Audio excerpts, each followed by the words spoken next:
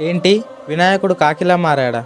ఒకప్పుడు దక్షిణ భారతదేశం కరువుతో అల్లాడిపోయింది. జీవరాశి చనిపోయే స్థితికి వచ్చింది. అది చూసిన అగస్త్య మహర్షి మనసు చెలించిపోయింది. అప్పుడు ఆయన శివుడికి ఘోరమైన తపస్సు చేశాడు. అప్పుడు శివుడు ప్రత్యక్షమై తన తల మీద ఉన్న గంగ యొక్క పవిత్రమైన నీళ్ళని రిషి కమండలంలో నింపాడు. ఆ నీటితో దక్షిణ భారతదేశాన్ని కాపాడమని చెప్పాడు. రిషి దక్షిణానికి బయలుదేరాడు. సరిగ్గా కర్ణాటక బ్రహ్మగిరి పర్వతాల దగ్గరికి చేరాక సంధ్యావందనం కోసం ఆ పవిత్ర జలాన్ని ఒక రాయి మీద పెట్టి ధ్యానంలో మునిగిపోయారు. తన వెంట వచ్చిన వినాయకుడు ఇదంతా చూసి, రిషి ఇలానే ధ్యానంలో మునిగిపోయి ఉంటే చాలా ప్రాణాలు చనిపోతాయని కాకి రూపంలో మారి ఆ కమండలం దగ్గరికి వెళ్ళి ఆ కమండలాన్ని పడేశాడు. ఆ శబ్దానికి ధ్యానంలో ఉన్న అగస్త్యుడు కళ్ళు తెరిచాడు. పవిత్ర జలం నీలపాలు చేసిందని కాకిని శపించబోయాడు. అప్పుడు ఆ కాకి వినాయకుడిలా మారి, ఓ మహర్షి, ఈ నీరు కోట్లాది జీవరాశుల్ని బ్రతికించాలని నేను ఇలా చేశాను అంటాడు. ఆ రిషి వెనక్కి మలిగి చూసేసరికి ఆ నీరు ఒక నదిలా మారింది. నేల మొత్తం గడ్డితో పచ్చగా మారింది. ఆ నదిని ఈరోజు మనం కావేరీ నది అంటాం. ఆ వినాయకుడి చమత్కారం, అగస్త్యుడి తపోబలంతో పుట్టిందే ఈ కావేరీ నది. అందరూ జై గణేష్ అని కామెంట్ చేయండి. ఈ వీడియో నచ్చితే లైక్ చేయండి.